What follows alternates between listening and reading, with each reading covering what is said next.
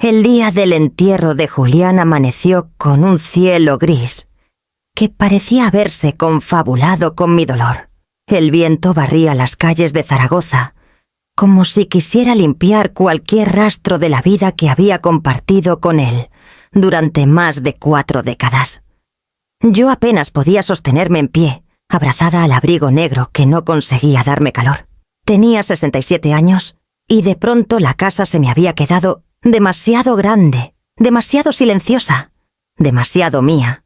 La iglesia estaba llena porque Julián había sido querido en el barrio profesor de instituto, hombre de palabra y sonrisa serena. Vinieron antiguos alumnos, vecinos, colegas de toda la vida. Yo los veía entrar y salir de los bancos como si estuviera detrás de un cristal empañado. Mi hijo Leandro se movía de un lado a otro, recibiendo pésames con ese gesto de profesional, que a veces me hacía olvidar que seguía siendo el niño que yo había cunado en las madrugadas de fiebre. En medio de ese murmullo apagado capté una voz distinta. Voz. No era un susurro de condolencia, sino una frase cargada de hielo. A mis espaldas alguien decía: «Esta viuda no durará mucho en nuestra sociedad». Me giré con discreción. Era Patricia Ashworth, la madre de Catalina, la novia de mi hijo. Vestía un luto elegante con perlas discretas y una mantilla fina como si hubiera acudido a un acto social más que a despedir a un muerto. Hablaba al oído de otra mujer sonriendo apenas.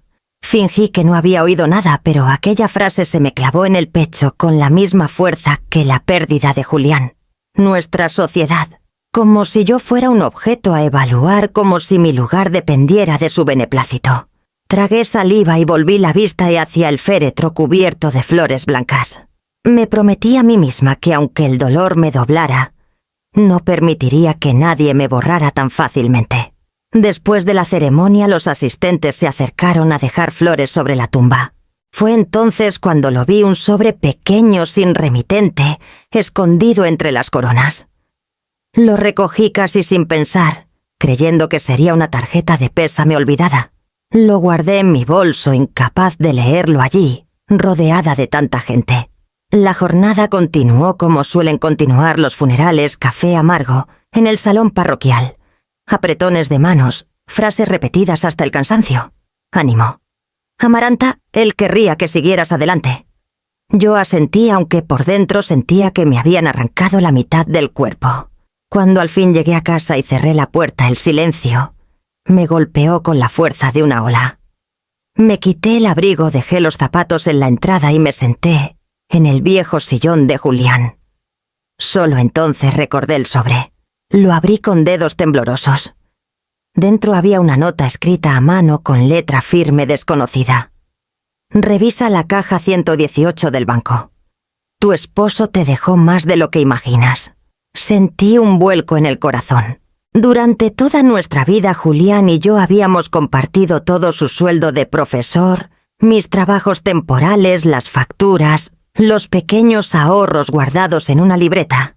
¿Qué podía significar aquella nota? ¿De qué caja hablaba? ¿Y por qué alguien había querido que yo lo supiera precisamente en el día de su entierro? Me quedé con la carta en las manos leyendo una y otra vez esas palabras.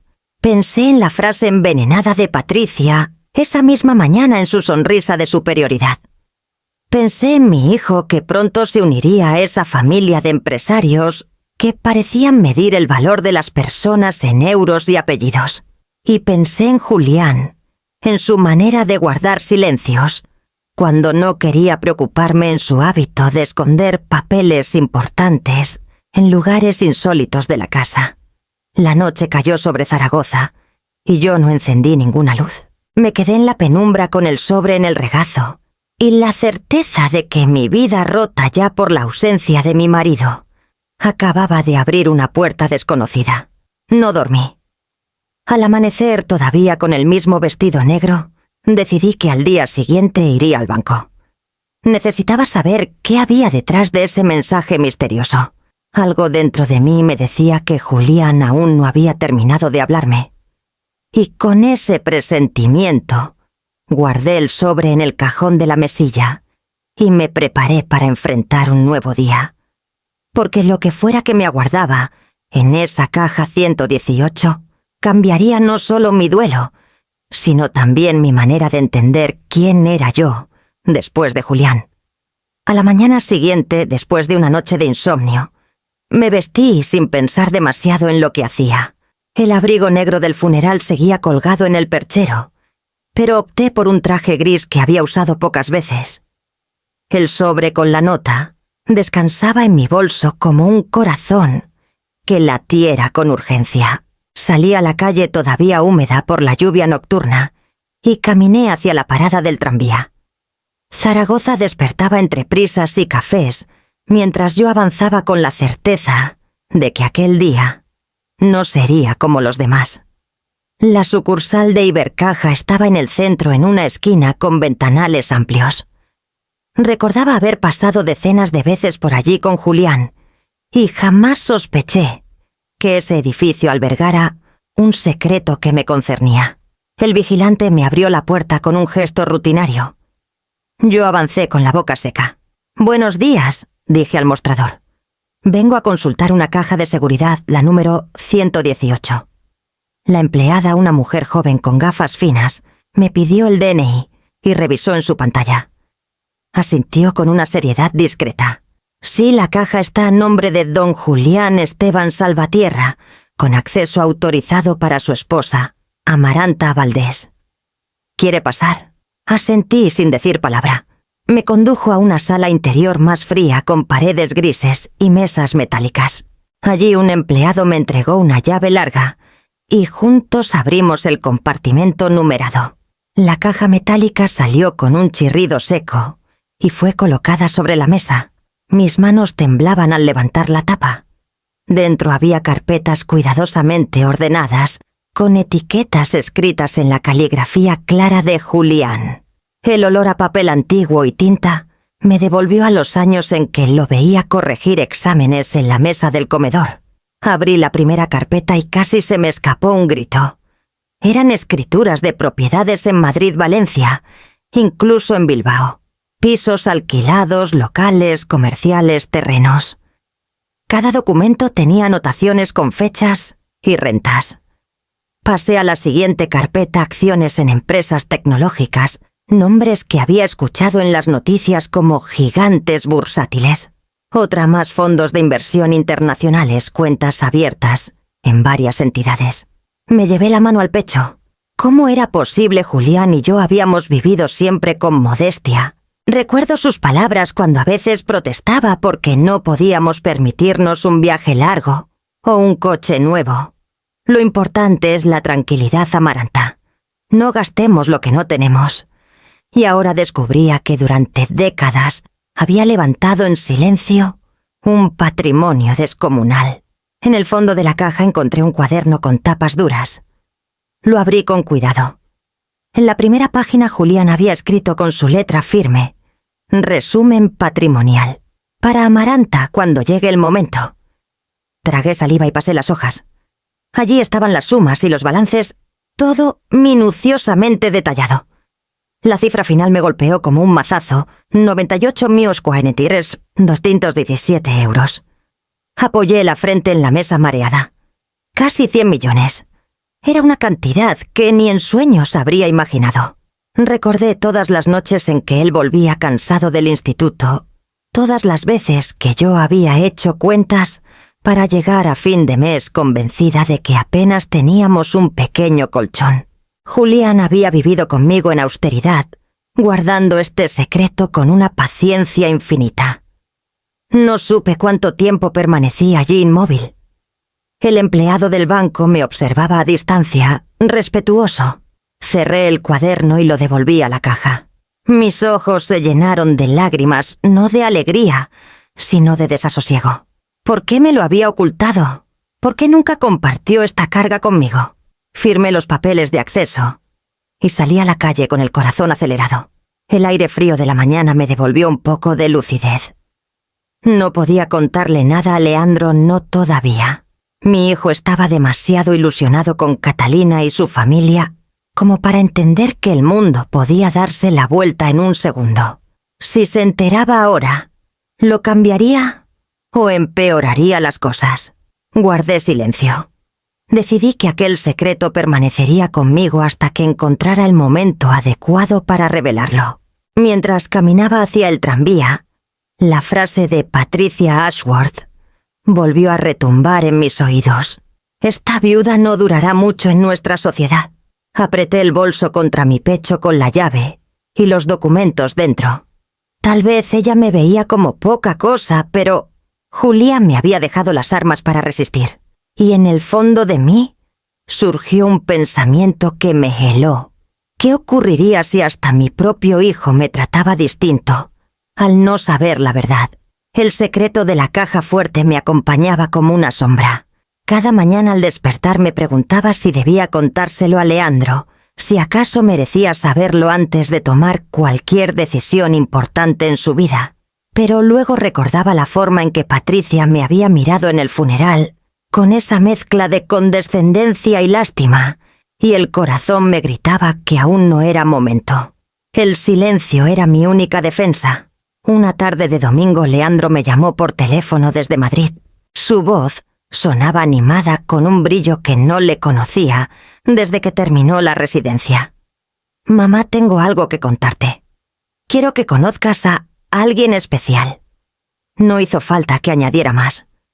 Su tono me revelaba que estaba enamorado. Sentí una mezcla de ternura y temor.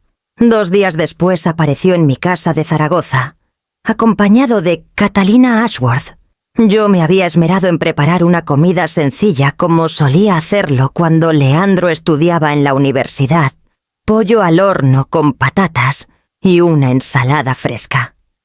Quería que la mesa tuviera ese aire de hogar que tantas veces nos sostuvo. Cuando abrí la puerta me encontré con una joven impecable. Catalina llevaba un vestido beige entallado, discreto y elegante, y un abrigo ligero sobre los hombros. Su sonrisa era amplia, pero sus ojos recorrieron de inmediato el portal y después el salón deteniéndose en los muebles gastados y en las fotografías familiares que colgaban de las paredes. Fue apenas un destello, una mirada fugaz, pero me atravesó como un cuchillo.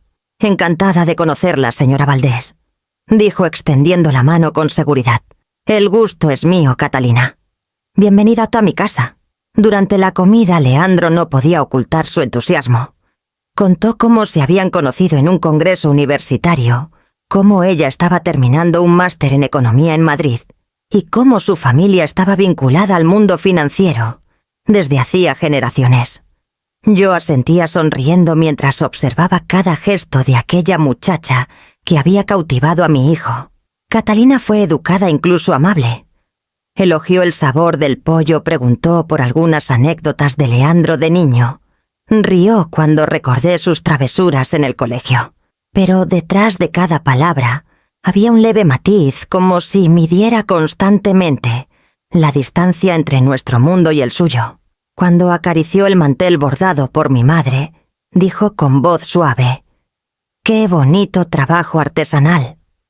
Debe de ser muy antiguo». No era un cumplido, sino una forma elegante de subrayar lo modesto de mi mesa.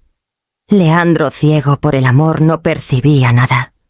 Yo lo veía mirarla con devoción, como si cada movimiento de Catalina le confirmara que estaba frente a la mujer de su vida. Mis entrañas se debatían entre la alegría de verlo feliz y la inquietud de imaginarlo atrapado en un círculo que no le pertenecía.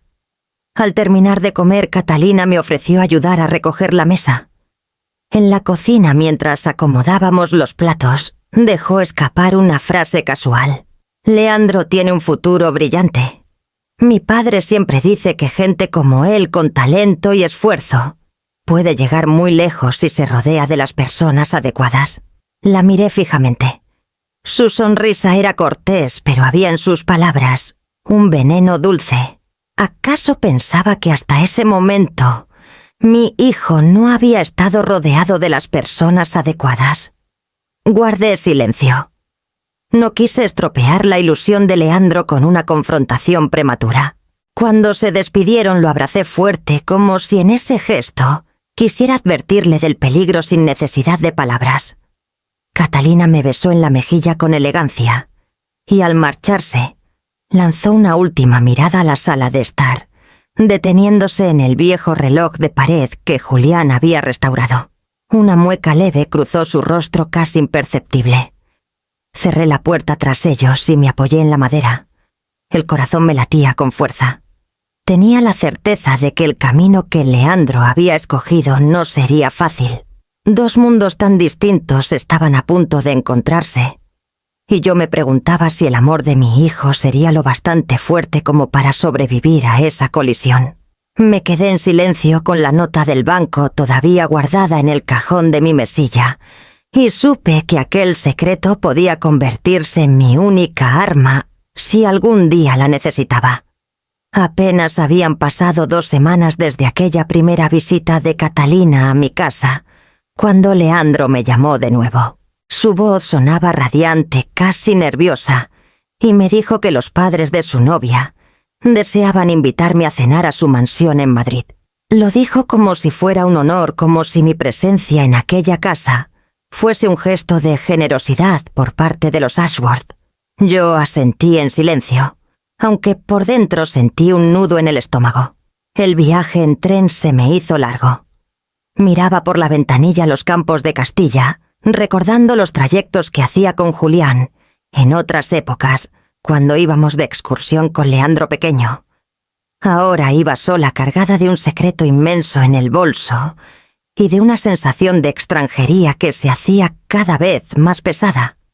La mansión de los Ashworth estaba en las afueras de Madrid, en una urbanización exclusiva con seguridad privada y avenidas bordeadas de jardines perfectamente podados. El taxi se detuvo ante una verja de hierro forjado que se abrió automáticamente. Sentí que traspasaba una frontera invisible. Patricia me recibió en la puerta principal. Llevaba un vestido oscuro de seda y un collar de perlas que brillaba bajo la luz del vestíbulo. Su sonrisa era impecable, pero sus ojos me evaluaban como quien observa un mueble antiguo.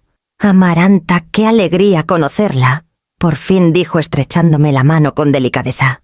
Leandro nos ha hablado tanto de usted. Entré en un salón enorme con techos altos, alfombras persas y cuadros de autores modernos. Todo olía a riqueza silenciosa de esa que no necesita anunciarse, porque se respira en cada rincón. Catalina apareció enseguida saludándome con un beso rápido. Tras ella llegó Rafael Ashworth, un hombre de voz grave, traje impecable y un modo de mirar que parecía calcularlo todo. «Así que usted es la madre de nuestro Leandro», me dijo estrechando mi mano con firmeza. «Un joven prometedor. Ya me ha hablado de su especialidad en pediatría. Tiene por delante una carrera brillante y, por supuesto, nosotros sabremos orientarle en los círculos adecuados». Aquella frase me golpeó con fuerza. Nosotros sabremos orientarle. Como si la educación que Julián y yo le dimos fuera un preludio insignificante comparado con la influencia que ellos podían ofrecer. La cena comenzó con un aperitivo servido por un mayordomo silencioso. Rafael hablaba de política con naturalidad, mencionando ministros y consejeros como si fueran viejos amigos de sobremesa. Patricia asentía y completaba sus comentarios con referencias a fundaciones culturales y cenas benéficas en el Casino de Madrid. Yo los escuchaba en silencio mientras Leandro, sentado a mi lado, sonreía orgulloso de formar parte de aquel mundo. «Debe de ser reconfortante saber que su hijo ha encontrado su sitio», dijo Patricia mirándome directamente. «No todos los jóvenes logran acceder a un entorno tan prometedor», yo respondí con una sonrisa contenida. Leandro siempre ha sabido abrirse camino. No necesitó más que su propio esfuerzo. Ella inclinó ligeramente la cabeza como si aceptara mi respuesta por cortesía, aunque sus ojos brillaban con un matiz de condescendencia. Durante el segundo plato, Rafael comenzó a preguntar por mi vida en Zaragoza. Le conté de mi barrio, de mis vecinas, de los años trabajando junto a Julián para sacar adelante a Leandro. Él asintió, pero enseguida desvió la conversación hacia sus contactos internacionales, sus viajes a Ginebra, a Bruselas, a Nueva York. Nombraba a políticos y empresarios como quien enumera conquistas. Yo veía a Leandro reír, brindar, asentir, como si en esa mesa se estuviera jugando algo más que una cena su pertenencia a una clase social que nunca había sido la nuestra. Y lo doloroso era que parecía dispuesto a olvidar sus raíces con tal de encajar. Al finalizar, Patricia alzó su copa y dijo: «Brindemos por la unión de nuestras familias». Estoy segura de que Leandro sabrá adaptarse a los estándares que nuestra sociedad exige. La palabra adaptarse resonó en mi cabeza como un martillo. Yo apreté la copa entre mis dedos mientras mi hijo sonreía, tímidamente, sin pronunciar una sola palabra en mi defensa. Sentí un vacío en el pecho, un silencio que pesaba más que cualquier insulto abierto. Me marché esa noche con la certeza de que algo se había quebrado. Leandro, mi propio hijo, se había sentado junto a mí y había callado frente al desprecio velado. Y aunque sonreía, yo sabía que aquella sonrisa era el reflejo de un precio demasiado alto. La invitación a la reunión de planificación llegó en un correo electrónico de Catalina, breve y frío, como si estuviera convocando a un trámite burocrático. Nos vemos en casa de mis padres para definir la lista definitiva de invitados y algunos detalles logísticos. Nada más, ni un espero que estés bien, ni una palabra cálida que aludiera al hecho de que yo era la madre del novio. El día acordado viajé de nuevo a Madrid. Me recibió la misma mansión con sus puertas de hierro y sus jardines recortados como si fueran esculturas. Entré con el corazón encogido. Catalina me saludó con un beso rápido y me condujo al salón donde ya estaban Patricia, con su agenda de cuero sobre las rodillas, y Rafael, hojeando unos papeles como si se tratara de balances de empresa. Leandro estaba allí también nervioso, sonriendo más de lo necesario. Bien, comenzó Patricia con ese tono de maestra que pretende sonar amable. Vamos a concretar la lista de invitados. El salón del club tiene capacidad para unas 300 personas. Hemos calculado ya alrededor de 280 plazas ocupadas por nuestros compromisos, empresarios políticos, socios de la gestora, amigos de la familia. Queda un margen reducido, pero intentaremos encajar también a los invitados de Leandro.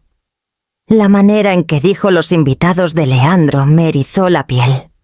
No mencionó mis invitados como si mi presencia no contara en absoluto. Abrí mi libreta y enumeré en voz baja los nombres que había pensado mi hermana que vivía en Huesca. 2 vecinas que habían sido como familia en mis años más difíciles. Algunos antiguos compañeros de Julián y un par de amigas de juventud. Apenas 20 personas.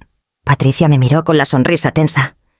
Quizá podríamos reducirlo un poco, Amaranta. Entienda que debemos priorizar a quienes han acompañado a Catalina toda su vida. Para usted hemos reservado 15 plazas. Sentí un calor subir desde mi pecho hasta mi rostro. 15. Como si me estuvieran otorgando un cupo en una sala de espera. Tragué saliva y asentí despacio. Está bien, dije. Haré lo posible. Leandro me lanzó una mirada fugaz como queriendo disculparse, pero no abrió la boca. Catalina, en cambio, intervino enseguida con tono dulzón. No se preocupe, Amaranta. Lo importante es que todos se sientan cómodos. Seguro que sus invitados se integran sin problema. La palabra integran me retumbó. Integrarse en un mar de empresarios y políticos a los que nunca había visto en mi vida. Integrarse como piezas pequeñas en un tablero que ya estaba repartido. El resto de la reunión continuó con detalles de decoración, música, menús y fotógrafos. Yo apenas escuchaba. Mi mente seguía atrapada en ese número 15. ¿Cómo elegir a quién invitar y a quién dejar fuera? ¿Cómo mirar a los ojos a las personas que me habían acompañado durante toda mi vida y decirles que no había sitio para ellas en la boda de mi único hijo?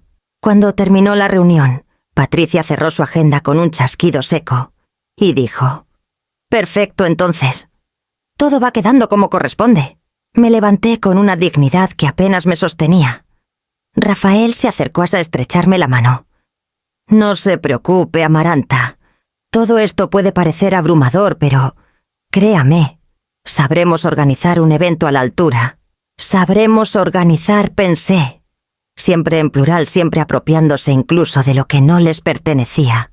Salí de la mansión con una sonrisa rígida, pero por dentro me consumía una mezcla de humillación y rabia. En el tren de regreso a Zaragoza, miré por la ventana sin ver el paisaje. Comprendí que los Ashworth no solo pretendían tomar las riendas de la boda, querían borrar mi historia, minimizar mi lugar, convertirme en una invitada más, en el día que debía ser de mi hijo y mío también. Me apreté el bolso contra el pecho, consciente de que allí guardaba el secreto de los 98 millones de euros.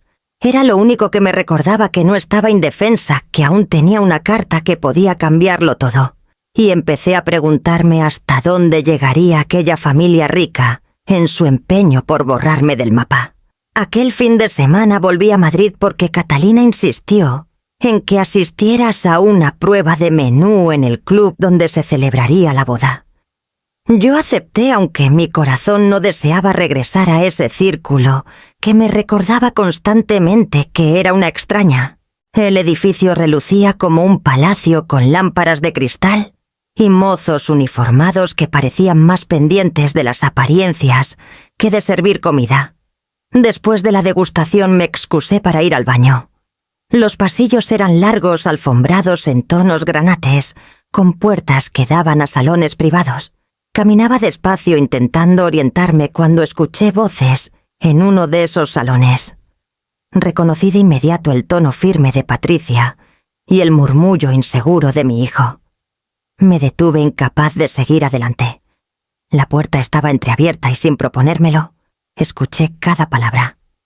Leandro Cariño decía: Patricia, con voz melosa, aunque cargada de veneno, no es nada personal. Entiéndelo. Antes de dar este paso necesitamos asegurarnos de que todo quede claro. Claro respecto a qué respondió mi hijo con un tono en el que percibí la misma tensión que usaba de niño cuando intentaba justificarse ante un maestro. A su madre respondió Patricia sin titubeos. Usted sabe que ella viene de un entorno distinto. Y en matrimonios como este, es fundamental proteger los patrimonios. Por eso hemos preparado un documento. Es un simple trámite la renuncia expresa a cualquier derecho futuro sobre herencias o propiedades de la familia Valdés. Sentí cómo las piernas me temblaban. Apoyé la mano en la pared para no caer. ¿Renuncia? La voz de Leandro sonaba tensa. Sí, querido. Es lo normal. Usted y Catalina construirán su vida con el respaldo de nuestra familia. No es justo que arrastre cargas ajenas. Hubo un silencio espeso roto por el crujir de un bolígrafo al ser presionado. Fírmelo ahora mismo, ordenó Patricia suavemente. Así todos estaremos tranquilos. Me llevé la mano a la boca. Mi instinto me pedía irrumpir, arrancarle el papel de las manos y gritar que Julián me había dejado un legado capaz de desbaratar todas sus intrigas. Pero el miedo y el desconcierto me paralizaron. No escuché respuesta de Leandro, solo el leve sonido de una pluma trazando líneas sobre el papel. Sentí que el aire se me escapaba de los pulmones. Mi hijo, mi Leandro, estaba cediendo ante la presión. Ni siquiera sabía de la existencia de la herencia, y aún así estaba renunciando a algo que representaba no solo dinero, sino la memoria de su padre, nuestro esfuerzo, nuestra dignidad. Retrocedí con pasos lentos, temiendo hacer ruido. Me refugié en el baño donde abrí el grifo, solo para escuchar el murmullo del agua y ahogar el temblor de mi respiración. Me miré en el espejo. Mi rostro estaba desencajado, mis ojos enrojecidos. Allí, entre azulejos de mármol y espejos dorados, comprendí que la red de los Ashworth era más peligrosa de lo que había imaginado. Cuando regresé al salón principal, Catalina conversaba alegremente con Leandro como si nada hubiera ocurrido. Él sonreía, pero su mirada evitaba la mía. Sentí que sabía que yo había escuchado algo. O quizás solo era mi corazón el que me gritaba que la distancia entre nosotros había crecido un abismo. Durante el viaje de vuelta a Zaragoza, no dejaba de pensar en Julián. Él había construido en secreto aquel patrimonio no para que nos humillaran, ni para que su hijo lo entregara sin lucha, sino para protegernos. ¿Cómo podía yo salvaguardar ese legado si ni siquiera mi propio hijo parecía comprender lo que estaba en juego? Miré por la ventanilla del tren con el sobre aún guardado en mi bolso y juré que no permitiría que ese papel firmado dictara el final de nuestra historia. Tenía que encontrar la manera de proteger lo que Julián había dejado, incluso si Leandro ya estaba atrapado en las redes de los Ashworth. Volví a Zaragoza con la cabeza cargada de pensamientos oscuros. La estación de Licias me recibió con su bullicio habitual, pero yo caminaba como una sombra arrastrando una maleta casi vacía y un corazón lleno de peso. Subí las escaleras hasta mi piso, en el barrio obrero ese que había sido testigo de toda una vida junto a Julián. Al cerrar la puerta me envolvió el olor familiar de madera antigua y café guardado, y por primera vez en semanas sentí que podía soltar las lágrimas que me consumían por dentro. Me senté en el sillón de siempre, hacia ese donde Julián se quedaba dormido corrigiendo exámenes, y acaricié el reposabrazos como si aún estuviera tibio por su presencia. Sobre la mesa de centro descansaba su vieja pipa olvidada desde hacía años. La tomé entre mis dedos y me vi obligadas a recordar sus palabras, aquellas que repetía cada vez que discutíamos sobre el dinero. Amaranta decía con la calma que lo caracterizaba: el dinero no cambia a la gente, solo revela lo que lleva dentro. Si alguien es generoso, la riqueza lo hará más generoso. Si es mezquino, se volverá insoportable. El dinero no transforma desnuda. Esas frases ahora resonaban como advertencias. Había vivido creyendo que la vida de modestia que llevábamos era todo lo que teníamos. Nunca imaginé que él en secreto estaba levantando un imperio silencioso. Y lo había hecho precisamente porque conocía el efecto devastador que podía tener sobre los demás. Me levanté y fui hasta el armario donde guardaba sus cosas. Entre camisas planchadas con esmero y libros gastados, encontré su cuaderno de tapas duras, aquel donde llevaba anotaciones de todo tipo, gastos domésticos, citas de sus autores favoritos, reflexiones personales. Lo abrí y hallé un subrayado que me detuvo en seco. Nunca confundas dignidad con orgullo. El orgullo se quiebra al primer golpe. La dignidad, en cambio, es lo único que nadie puede arrebatarte. Me eché hacia atrás y respiré hondo. Comprendí entonces que mi silencio no era cobardía, sino una forma de cuidar esa dignidad que él me había enseñado a preservar.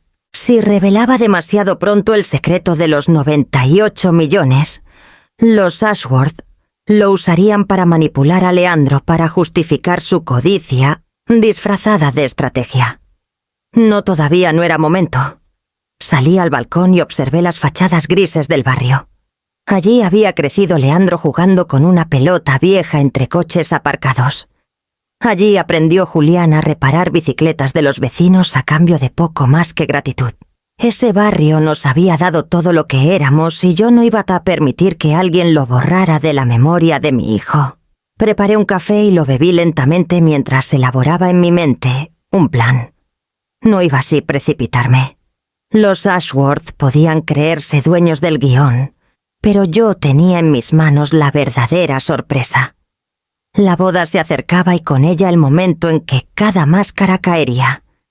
Guardé el cuaderno de Julián en un cajón, junto con la nota del banco. Era como tener un arsenal silencioso, una póliza contra la soberbia y la humillación. Decidí esperar medir cada paso, observar cómo se movían ellos en su mundo de apariencias. El golpe debía ser certero sin vuelta atrás. Esa noche dormí con un extraño sosiego. Por primera vez desde la muerte de Julián, sentí que no estaba del todo sola. Su voz, sus enseñanzas me acompañaban como un faro en medio de la tormenta. Y mientras el sueño me vencía, supe que el escenario perfecto para ajustar cuentas se estaba construyendo ante mí, la boda de mi hijo.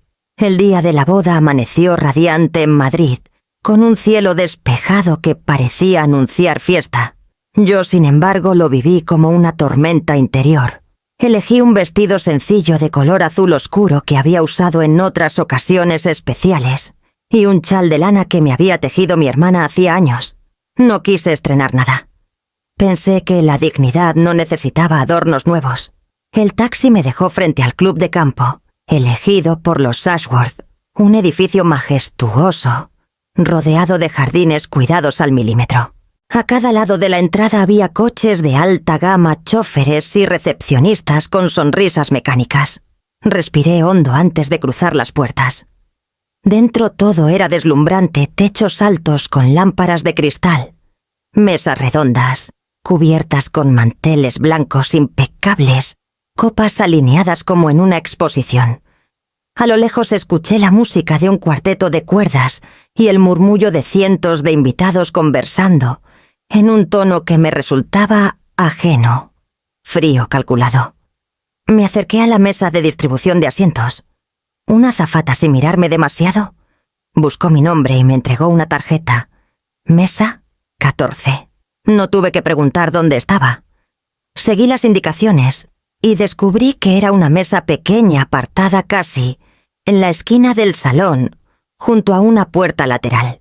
Allí estaban sentados un primo lejano de Rafael, un par de colegas sin importancia, y una mujer mayor que parecía no saber ni por qué había sido invitada. Me acomodé en silencio, sintiendo en cada fibra de mi cuerpo que había sido relegada. Yo, la madre del novio, estaba arrinconada con los invitados de segunda fila. Desde allí apenas se veía el altar de flores donde Leandro y Catalina iban a darse el sí. Cuando el cortejo nupcial entró, las miradas se concentraron en Catalina radiante, con un vestido blanco de encaje. Todos aplaudieron con entusiasmo. Yo también lo hice, aunque las palmas me ardían como brasas. Mis ojos buscaron a Leandro. Estaba guapo con su traje impecable, pero su mirada pasó por encima de mí como si no existiera. Durante la ceremonia recordé las palabras de Julián. El dinero revela el alma, no la cambia. Miré a los Ashworth sentados en primera fila, erguidos, orgullosos como si fueran reyes. Y sentí que esa boda era más una exhibición de poder que una celebración de amor. Al terminar el acto, los camareros nos guiaron hacia el banquete. Yo permanecí en la mesa 14 escuchando conversaciones triviales, inversiones fallidas, viajes a Marbella, críticas a políticos. Nadie me preguntó nada. Nadie quiso saber quién era yo, más allá de ser la madre de Leandro. De vez en cuando levantaba la vista hacia la mesa principal. Allí estaban Patricia y Rafael conversando animadamente con jueces, empresarios y senadores. Y en medio de ellos mi hijo. Leandro sonreía, brindaba, parecía encajar en aquel mundo que yo apenas entendía. Me dolió ver cómo se desdibujaban las huellas de sus orígenes, cómo el niño que jugaba en las calles de Zaragoza se convertía en una pieza más de ese tablero ajeno. En un momento Patricia se levantó para recorrer las mesas principales. Pasó cerca de la nuestra, me saludó con un leve movimiento de cabeza casi protocolario y siguió adelante. Su gesto me atravesó como una lanza, me había reducido a una presencia incómoda, tolerada solo por la formalidad. Mientras la música llenaba el salón y los invitados reían, sentí que el aire se me espesaba en la garganta. No era solo la humillación de estar en una mesa olvidada, era la herida más profunda de todas, el silencio de mi propio hijo. Leandro no vino a mi mesa. No me dedicó una mirada, no intentó rescatarme de aquella esquina donde me habían colocado como a un mueble viejo. Bajé la vista hacia mi copa de vino y apreté el bolso contra mis rodillas. Allí dentro seguía guardado el secreto de Julián, aquel que podía darle la vuelta a todo. Y mientras escuchaba a los demás hablar de fortunas y cargos, comprendí que el dolor más insoportable no era el desprecio de los Ashworth, sino el hecho de que mi propio hijo me hubiera relegado al último rincón. El murmullo del salón disminuyó cuando Patricia se puso de pie con su copa de champán en la mano. La luz de las lámparas de cristal caía sobre su vestido azul marino, y su sonrisa tenía ese brillo ensayado que tantas veces le había visto en sus gestos, la seguridad de quien sabe que domina la escena. Todos guardaron silencio expectantes, como si cada palabra que saliera de su boca fuera a marcar la pauta del resto de la velada. Queridos amigos, queridos socios, distinguidos invitados, empezó con una voz clara que se proyectaba hasta el último rincón. Hoy celebramos la unión de nuestras familias y el comienzo de una nueva etapa. Catalina y Leandro son el reflejo de lo que esperamos para el futuro: compromiso, éxito, prosperidad. Los aplausos brotaron de inmediato, y yo desde la mesa 14 aplaudí también, aunque mis palmas chocaron entre sí con un vacío helado. No podía apartar mis ojos de ella. Patricia hablaba como si la boda fuera solo un contrato, un movimiento estratégico en su mundo de influencias y cifras. Después de unos segundos bajó un poco la voz y miró hacia la mesa principal donde estaba sentado Leandro a su lado, sonriendo nervioso. Fue entonces cuando pronunció las palabras que me atravesaron como cuchillos. Confiamos en que la familia de Leandro sepa adaptarse a nuestro estilo de vida, porque este matrimonio, queridos amigos, no solo es una unión de dos jóvenes, sino también un puente entre mundos distintos. La frase quedó suspendida en el aire, y lo que vino después fue peor. Risas discretas, murmullos cómplices, cabezas que asentían como si estuvieran confirmando una broma compartida. Sentí el rubor subirme a las mejillas, no de vergüenza propia, sino de indignación contenida. Busqué a Leandro con la mirada. Quería ver en su rostro una chispa de rabia, una defensa, un gesto que dijera «basta». Pero mi hijo se limitó a sonreír tímidamente, inclinar la cabeza y levantar su copa como si aquellas palabras fueran una bendición. Ese silencio suyo, ese consentimiento, me dolió más que el veneno de Patricia. En mi mesa los demás invitados continuaban conversando como si no hubieran percibido la gravedad de la humillación. Yo, en cambio, sentí que algo dentro de mí se quebraba. Era como si hubieran apagado de golpe todas las luces de mi interior.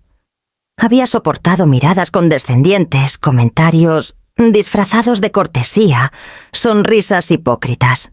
Pero que mi propio hijo no levantara la voz para defenderme era una herida que no podía ocultar. Apreté los dedos alrededor de mi copa hasta que temí romperla.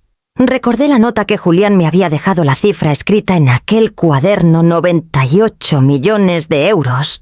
Recordé también su advertencia: el dinero revela lo que somos. Y allí delante de mí se estaba revelando toda la soberbia de los Ashworth, la complacencia de Leandro, mi soledad absoluta, en medio de un salón repleto de gente. Patricia terminó su discurso con un brindis. Por Catalina y Leandro, y por la prosperidad de nuestras familias unidas. Los aplausos resonaron de nuevo, acompañados de brindis y sonrisas. Yo levanté mi copa lentamente, pero no bebí. Sentía el sabor amargo de la traición en la boca. Por un instante me vi de pie avanzando hacia el centro del salón, interrumpiendo aquella farsa para revelar lo que nadie imaginaba. Me vi mostrando los documentos, pronunciando en voz alta la cifra que les haría tragar sus risas. Podía hacerlo. Tenía el poder en mis manos.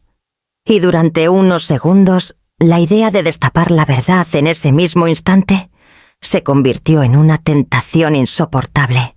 Pero me contuve. No era el momento aún. Las máscaras todavía no habían caído del todo.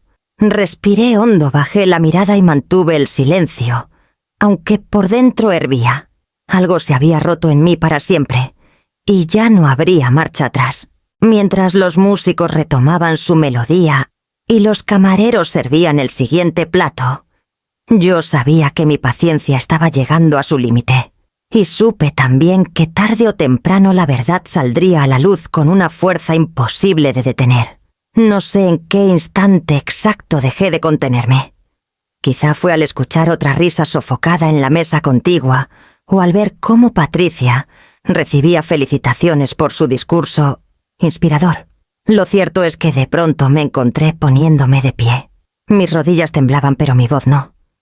Caminé despacio entre las mesas, esquivando miradas curiosas, hasta llegar al centro del salón donde reposaba un micrófono sobre un atril. Un murmullo recorrió la sala. Alguien intentó detenerme con un gesto, pero seguí adelante. Tomé el micrófono con las 2 manos, y antes de hablar, recorrí con la mirada cada rincón del salón. Vi rostros sorprendidos, otros incómodos, algunos francamente molestos, y entre ellos el de mi hijo, que me miraba con una mezcla de desconcierto y súplica. «Buenas noches». Empecé con una calma que me sorprendió incluso a mí.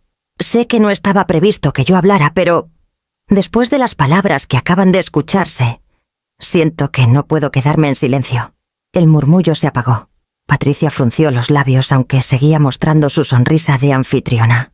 «Hoy debería ser un día de alegría», continué, y lo es al menos en parte. Ver a mi hijo casarse debería ser motivo de orgullo. Pero también es un día en el que las máscaras se han hecho demasiado evidentes. Noté cómo algunos invitados se removían en sus sillas. «He escuchado que mi familia debe adaptarse a un estilo de vida», dije subrayando cada palabra, y me preguntó, ¿qué significa adaptarse? Significa aceptar ser tratada como un estorbo. Significa sonreír mientras nos relegan a un rincón. Levanté la vista hacia Leandro. Su expresión era la de un niño atrapado, incapaz de reaccionar. Respiré hondo y saqué de mi bolso el sobre que llevaba guardando desde hacía meses. Abrí el pliegue con cuidado y mostré los documentos. Lo cierto, damas y caballeros, es que he callado un secreto.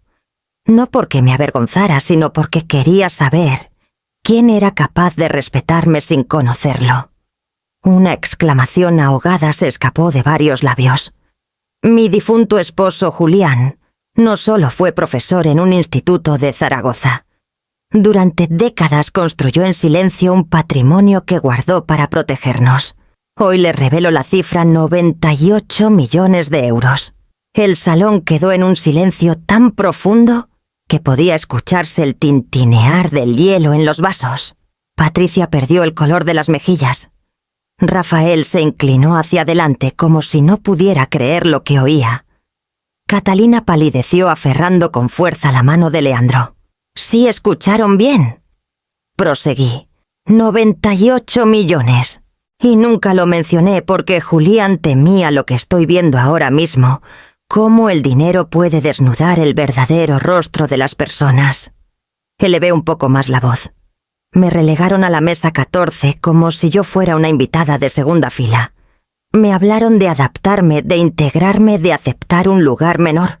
Todo mientras yo llevaba en mi bolso la prueba de que, si lo hubiera querido, podría haber pagado esta boda 100 veces, comprado este club, y aún sobraría para varias generaciones. El murmullo se transformó en un rumor de incredulidad.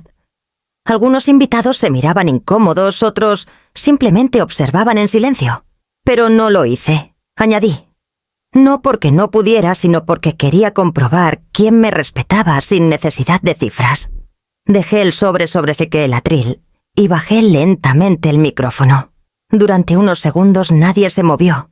Fue un instante suspendido en el tiempo. La verdad colgaba en el aire, como un golpe que nadie había previsto. Giré la cabeza hacia Leandro. Estaba de pie con los ojos clavados en mí, incapaz de ocultar la mezcla de sorpresa, miedo y vergüenza. Catalina lo miraba esperando una reacción que no llegaba. El silencio era tan denso que dolía, y en ese silencio sentí que algo se quebraba para siempre entre mi hijo y yo. Me aparté del atril dejando atrás las miradas clavadas en mi espalda y caminé hacia la salida del salón. Sabía que lo que acababa de revelar lo cambiaría todo. y que la primera reacción que me importaba sería la de Leandro. El aire frío de la noche me golpeó en el rostro cuando crucé las puertas del club. Caminé con paso firme hacia el aparcamiento, decidida a abandonar aquella farsa cuanto antes. No quería escuchar más aplausos fingidos, ni sentir más miradas que me atravesaran como cuchillos. El eco de mis propios pasos sobre el suelo de piedra era el único sonido que me acompañaba hasta que escuché una voz a mi espalda. «¡Mamá! ¡Espera, por favor!». Me detuve aunque no me giré. Reconocería la voz de Leandro entre mil. Escuché sus zapatos golpear el suelo apresurados hasta que lo sentí detrás de mí jadeante, con la respiración entrecortada. «¡Mamá!», dijo con los ojos enrojecidos. «Perdóname. No sé en qué momento me perdí». Lo miré sin decir palabra. Vi en él al niño que una vez había llorado porque le habían roto su juguete favorito, al adolescente que temblaba. Antes de su primer examen importante, al hombre que ahora frente a mí parecía más pequeño que nunca. «He sido un cobarde», continuó con lágrimas corriendo por sus mejillas. Me dejé arrastrar por ellos, por sus promesas, por su mundo. Y hay algo que necesito confesarte. Sentí un nudo en la garganta porque ya intuía lo que estabas a punto de decir. Patricia me presionó, balbuceó, me hizo firmar un contrato. Renuncié a cualquier derecho sobre tu herencia. Pensé que era un simple trámite que no importaba. Quería demostrarles que estaba dispuesto a integrarme en su familia. Y no pensé en ti, ni en papá, ni en todo lo que habías hecho por mí. La confesión cayó como una piedra en mi pecho. Durante unos segundos me quedé en silencio mirando el reflejo de las luces del club, en el coche aparcado frente a nosotros. Después levanté la vista y lo observé fijamente.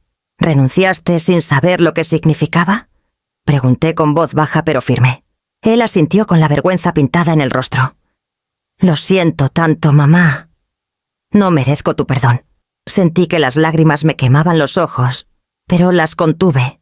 Me acerqué y lo abracé con fuerza como lo hacía cuando era niño, y despertaba aterrado por una pesadilla. Le acaricié la nuca y susurré al oído. «Escúchame bien, Leandro. La dignidad no se firma ni se vende. Ningún papel puede borrar quién eres ni de dónde vienes. Y mucho menos puede borrar lo que tu padre y yo te enseñamos». Él sollozó aún más fuerte contra mi hombro. Yo lo sostuve porque a pesar de todo seguía siendo mi hijo, y el amor de una madre no entiende de contratos ni de humillaciones. Pero dentro de mí sabía que algo había cambiado para siempre. No bastarían sus lágrimas, tendría que demostrar con hechos que podía recuperar lo que estaba perdiendo. Cuando se calmó, se separó un poco y me miró con ojos enrojecidos. «Dime qué hacer, mamá. Dime cómo arreglar esto». Respiré hondo, sintiendo el peso del secreto que aún llevaba conmigo, la carta de Julián, su verdadero legado. No era momento de revelarlo todavía. «No soy yo quien tiene que decirte qué hacer, hijo», respondí. «Eres tú quien debe decidir si quieres ser el hombre que criamos o el que ellos moldearon». Vi en sus ojos un destello de comprensión, aunque también miedo. Lo abracé una vez más y luego me giré hacia el coche que me esperaba. Sentí que el camino apenas empezaba y que Leandro tendría que probar con hechos lo que hasta ahora solo había dicho con lágrimas. Mientras me alejaba del aparcamiento, sabía que el siguiente paso no sería mío, sino suyo. Volví a Zaragoza con el cuerpo agotado pero con la mente encendida como un horno. No había sido fácil enfrentar a Leandro en el aparcamiento, escucharlo reconocer su error y suplicar mi perdón. Aún así, sabía que ese episodio no era más que el inicio de una batalla mayor, la de su propia conciencia. Aquella noche apenas dormí. Me levanté temprano y con una taza de café humeante entre las manos, abrí el cajón donde guardaba el cuaderno de Julián.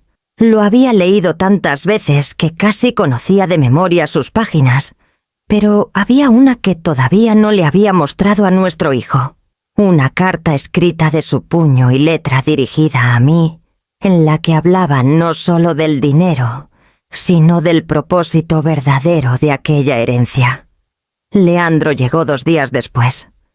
Tocó el timbre con timidez, como si no se atreviera a entrar en la que había sido su casa durante toda la vida.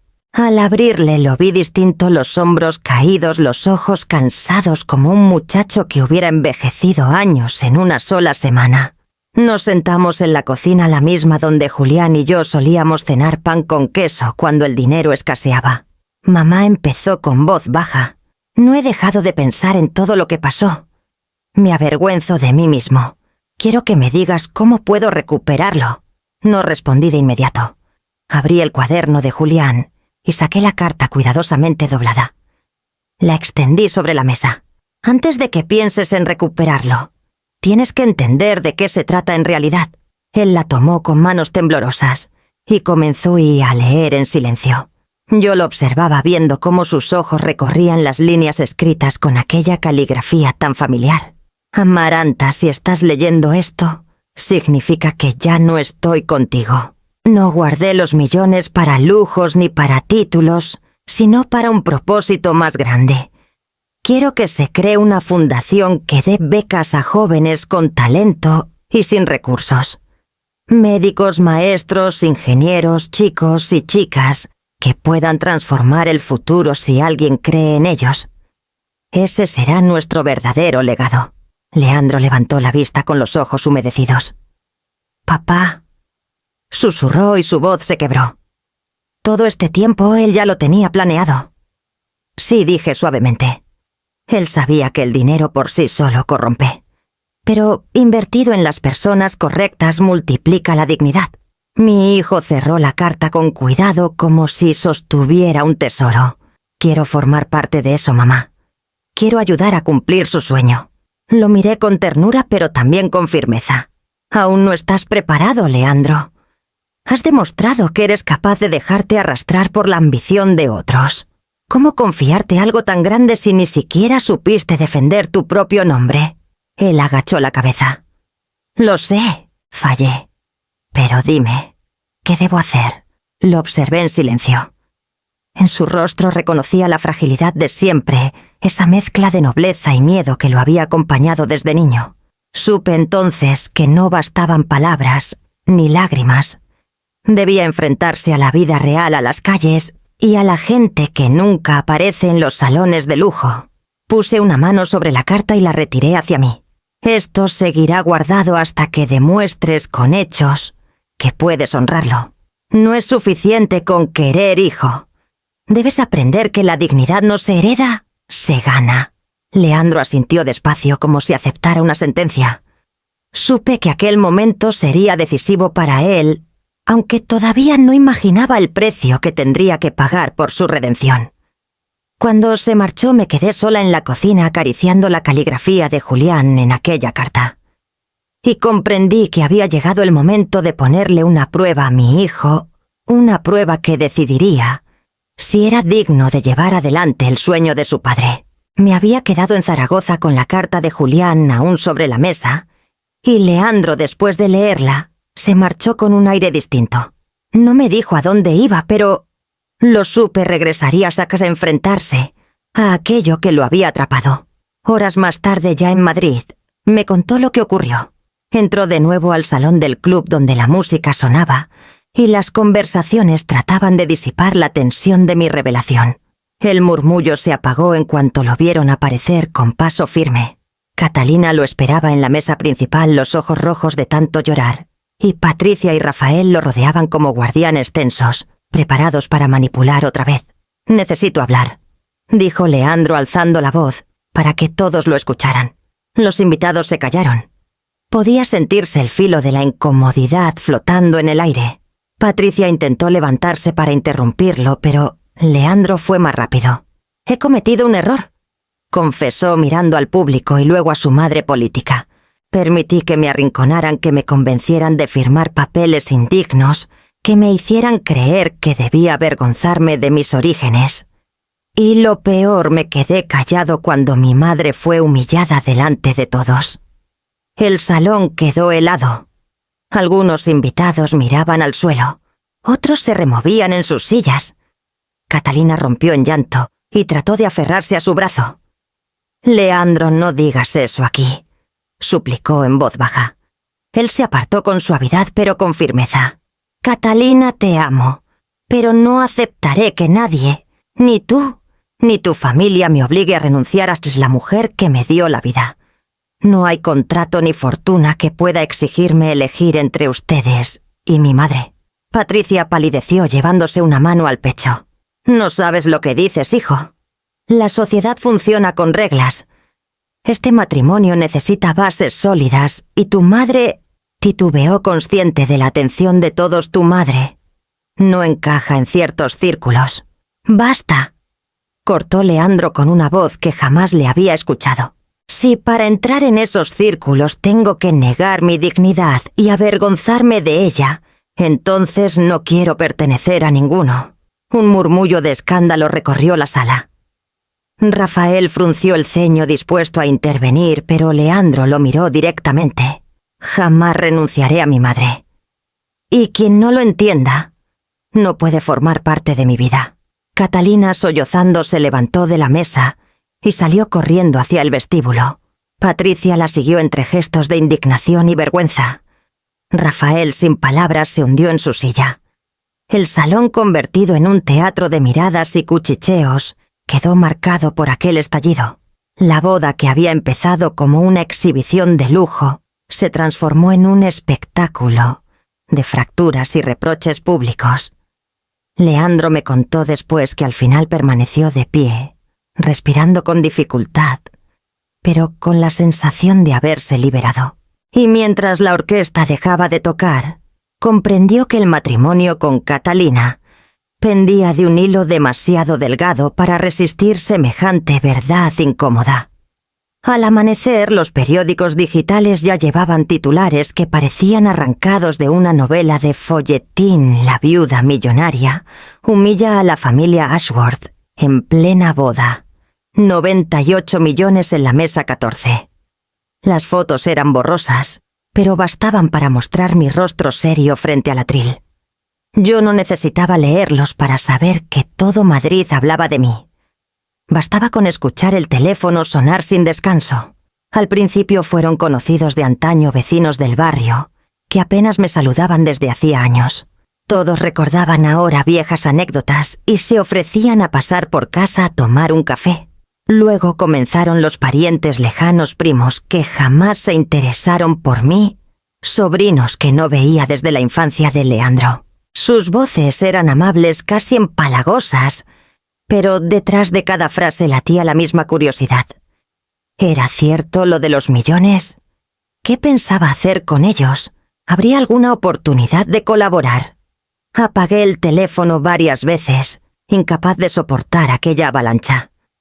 Pero al volverlo a encender, siempre había nuevos mensajes, algunos incluso de desconocidos que con descaro me proponían inversiones, viajes, asociaciones benéficas que apenas sonaban a pretexto para arrimarse a la fortuna. Me refugié en mi casa de Zaragoza como quien cierra una trinchera. Corrí las cortinas, dejé la televisión apagada y traté de retomar mis rutinas, preparar café, regar las plantas, ordenar los libros de Julián. Pero el silencio ya no era el mismo. Cada timbre de llamada en la puerta me sobresaltaba, cada sobre en el buzón parecía una intrusión. Leandro me llamó esa mañana con la voz todavía quebrada. Quiso disculparse una vez más, pero también me advirtió: «Mamá, los Ashworth están furiosos. Patricia dice que no se quedará de brazos cruzados». Escucharlo no me sorprendió. Sabía que aquella familia no toleraría pues haber quedado expuesta. Pero lo que más me preocupaba no era su rabia, sino la sensación de que mi vida entera había dejado de ser mía. La discreción que siempre me protegió se había roto en 1000 pedazos. Miré el cuaderno de Julián sobre la mesa del comedor abierto en la página de su carta. Su letra me recordó que todo esto no se trataba de ostentar ni de complacer, sino de proteger el sueño que había dejado escrito. Y comprendí que si quería honrarlo, debía encontrar la forma de defender mi paz en medio del ruido. Esa tarde, mientras cerraba las contraventanas, me juré que el dinero no dictaría mi vida, ni siquiera ahora que todos lo sabían. Y en mi interior comenzó a germinar la idea de levantar un muro de silencio a mi alrededor, aunque eso significara aislarme aún más de todo y de todos. Pasaron unos días de un silencio enrarecido, roto apenas por llamadas que no contestaba y titulares que ya no quería leer. Fue entonces cuando sonó el timbre de casa con una insistencia que me hizo presentir lo peor. Al abrir la puerta encontré a un hombre de traje oscuro, maletín en mano y gesto adusto. Se presentó como abogado de la familia Ashworth. Señora Valdés, dijo con una cortesía helada, vengo en representación de mis clientes. Consideran oportuno resolver ciertos asuntos legales derivados de la unión matrimonial de su hijo. Lo invité a pasar al salón, aunque cada fibra de mi cuerpo me pedía cerrarle la puerta en la cara. Se sentó con la seguridad de quien cree tener la partida ganada y abrió el maletín con parsimonia. Sacó un documento que reconocí al instante, el contrato que Patricia había hecho firmar a Leandro. Como puede ver, su hijo renunció por escrito a cualquier derecho sobre sus bienes o herencias, explicó. En consecuencia, mis clientes entienden que lo más sensato es que el control de esa fortuna y en especial del proyecto de fundación que usted mencionó recaiga en manos de la familia Ashworth. Me limité a observarlo en silencio. Por dentro la rabia me quemaba, pero no permití que se notara. Tomé el documento, lo desplegué sobre la mesa y lo acaricié con calma como si se tratara de un papel sin importancia.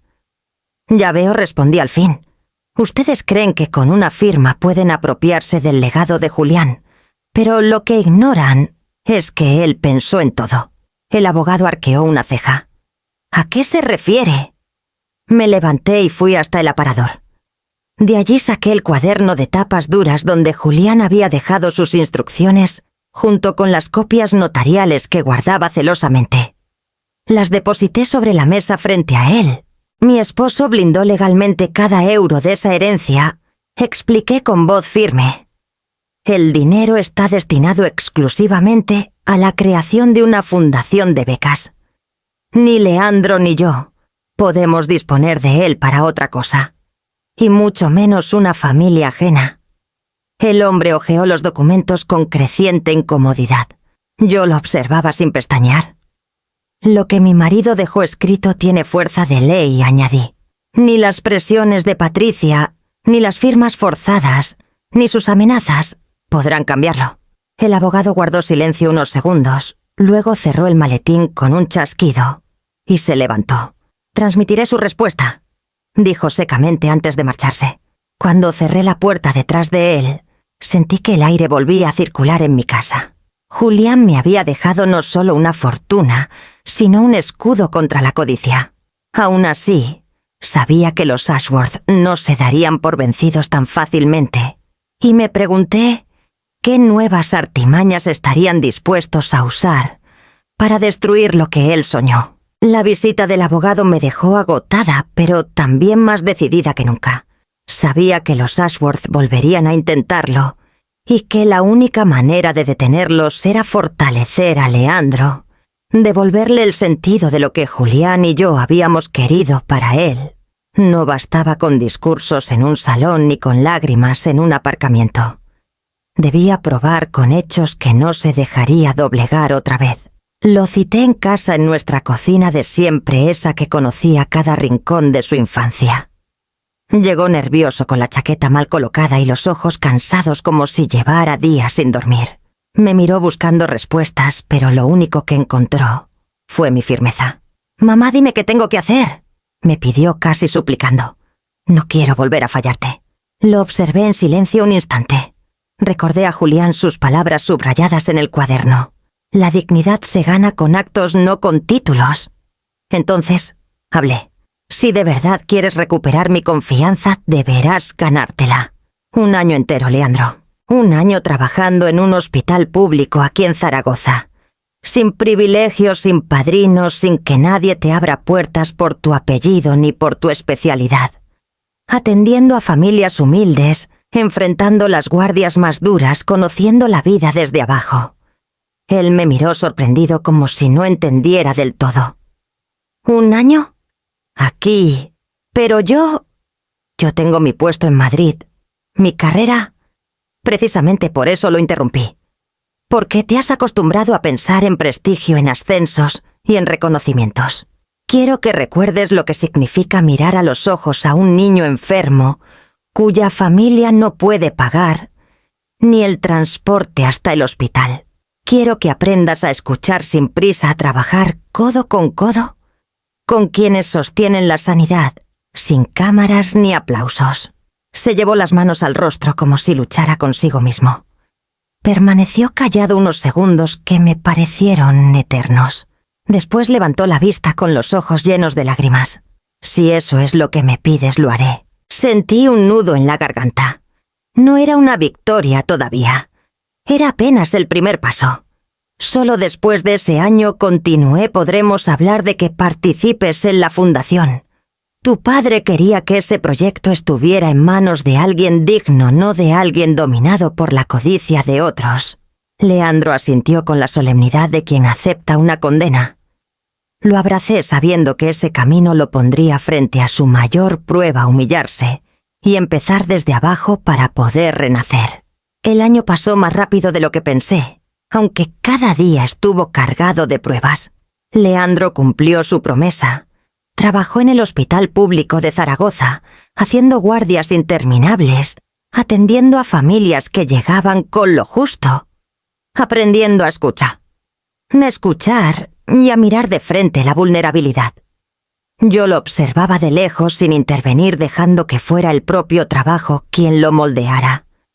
Mientras tanto, avancé con el proyecto que Julián había soñado. No fue sencillo: trámites legales, reuniones con notarios, conversaciones con instituciones educativas.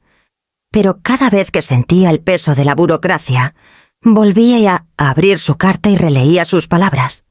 Allí encontraba la fuerza. Y al fin llegó el día. La Fundación Julián Valdés abrió sus puertas en un antiguo edificio restaurado, en el barrio donde Leandro había crecido. Quise que estuviera allí, no en el centro elegante de Madrid, sino en la misma Zaragoza obrera que nos había visto luchar. Al entrar me conmovió el olor a pintura fresca mezclado con el bullicio de los jóvenes que llenaban el salón. Había una veintena de estudiantes seleccionados, chicos y chicas, con expedientes brillantes pero con bolsillos vacíos. Algunos venían de familias inmigrantes, otros de hogares monoparentales, todos con la mirada encendida por la esperanza. Cuando escuché sus historias, sentí que cada euro invertido tenía sentido. Al entregar la primera beca me encontré frente a Inés, una muchacha de 17 años delgada y de mirada firme. Quería estudiar medicina y hablaba con la misma pasión que había visto en Leandro cuando apenas era adolescente. En su timidez, reconocí a mi hijo, aquel que jugaba al fútbol en la plaza y soñaba con salvar vidas. No pude contener las lágrimas. La abracé y le susurré: «Este es tu comienzo. Hazlo valer». El aplauso de todos los presentes resonó en la sala, pero en mi interior lo que sonaba era la voz de Julián diciéndome que lo estábamos logrando, que su legado no se perdería. Miré a Leandro, que estaba en un rincón observando en silencio. Sus ojos brillaban y en ellos leí algo nuevo. No orgullo vacío, sino humildad y gratitud. Sentí que por fin había empezado a comprender lo que su padre había querido enseñarle. Ese día, mientras cortaba la cinta inaugural con manos temblorosas, supe que mi victoria no era haber revelado millones ni haber enfrentado a los Ashworth. Mi victoria verdadera era ver a esos jóvenes recibir lo que Julián soñó para ellos y sentir que al fin estábamos sembrando un futuro distinto. Pasaron algunos meses desde la inauguración de la fundación y el bullicio mediático en torno a mi fortuna comenzó a desvanecerse. En Zaragoza la vida retomó un ritmo más sereno. Yo me dedicaba a supervisar los primeros pasos de los becados, a escuchar sus avances y a acompañarlos en lo que podía. Cada historia era un recordatorio de que Julián Había soñado con algo mucho más grande que cifras en una cuenta bancaria. Una tarde de otoño, cuando las hojas amarillas cubrían las aceras del barrio, Leandro apareció en casa. Llevaba puesto un abrigo sencillo, nada de trajes caros ni relojes llamativos. Tenía el rostro cansado, pero en sus ojos brillaba una luz distinta. Apenas abrió la puerta lo vi más hombre que nunca. Mamá dijo con una voz profunda y serena: «Terminé el año en el hospital. Y ahora lo entiendo todo». Se sentó a la mesa de la cocina y empezó a contarme lo que había vivido niños que llegaban sin medicamentos, familias que agradecían una sonrisa tanto como un diagnóstico, compañeros que trabajaban sin descanso por salarios modestos, pero con una entrega admirable. Creí que lo sabía todo porque tenía un título, confesó, pero recién ahora entiendo lo que significa servir. Papá tenía razón. La dignidad no es teoría, es práctica. Lo escuché en silencio, conmovida, y al final lo abracé como no lo hacía desde hacía tiempo. Sentí que las heridas comenzaban a cerrar. La distancia que los Ashworth habían cavado entre nosotros se desmoronaba poco a poco. He aprendido, mamá continuó. No quiero volver a avergonzarme de quién soy, ni de dónde vengo. Quiero ayudarte a que la fundación crezca. Esta vez, no para demostrar nada a nadie, sino porque creo en ello. Le acaricié la mejilla como cuando era niño, y mis ojos se llenaron de lágrimas. No eran de tristeza, sino de alivio. Esa noche, mientras cerraba las contraventanas y miraba el cielo estrellado sobre Zaragoza, pensé en el largo camino recorrido. Recordé la boda a la mesa 14, el silencio de mi hijo, la humillación pública. Y sonreí al comprender la verdad. Me habían querido sentar al fondo, pero mi lugar siempre estuvo al frente, donde se defiende la dignidad. La verdadera riqueza no estaba en los millones heredados, sino en sembrar un legado capaz de transformar vidas. Y en ese momento, supe que Julián estaría orgulloso de nosotros.